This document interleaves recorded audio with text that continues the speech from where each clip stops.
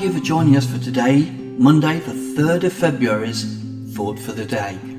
The title of today's thought is Subject to the Governing Authorities. In the first part of our reading today, chapter 13 of Romans, it needs to be understood that in the context of the whole Bible, Paul tells his readers that every person be subject to the governing authorities, that those that exist have been instituted by God.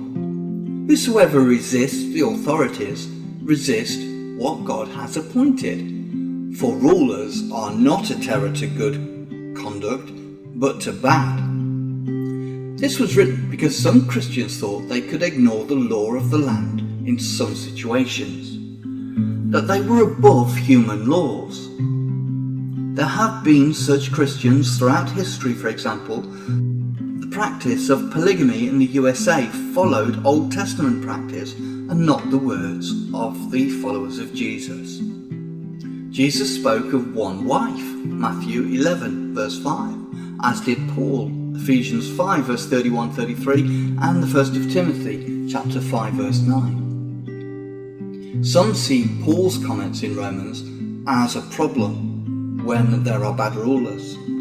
This is an understandable query, and the answer is seen to some degree when we look for examples of this. The end result of bad situations, if God's will is involved, is good for the spreading of the gospel. Paul and Silas were thrown into jail in Philippi and sang hymns, and God caused an earthquake, and the jailer and his family were baptized as a result. Think of other bad situations, like the time Paul spent several years in detention. But notice that several of Paul's letters were written from prison, which demonstrates believers seek opportunities in every situation of their lives. Religious authorities are regarded differently.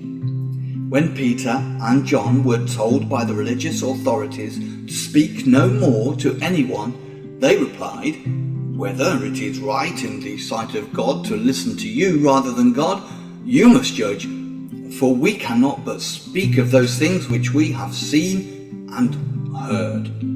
Acts chapter 4 verse 18-20. And ourselves to speak and write of what we have read. Let us make sure we do. Our Exodus reading is most interesting in what the Lord tells Moses to say to Pharaoh in warning him of the plague of hail.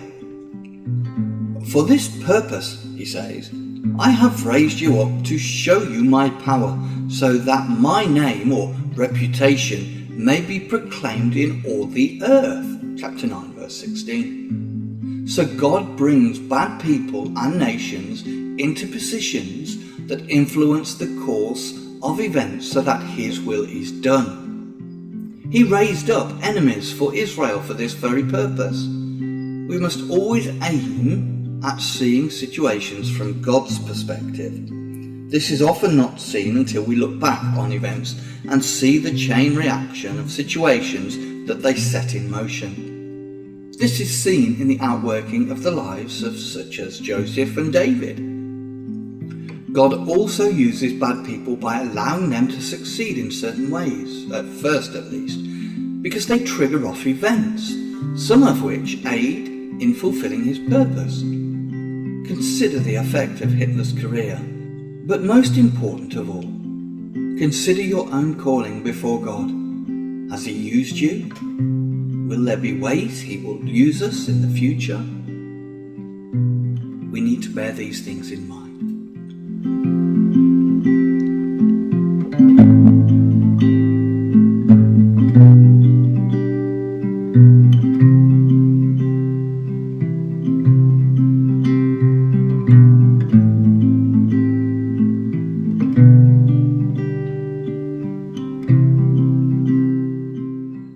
Well, thank you for joining us for today's Thought for the Day. We pray that you found it helpful, and if you did, perhaps share it with some of your friends.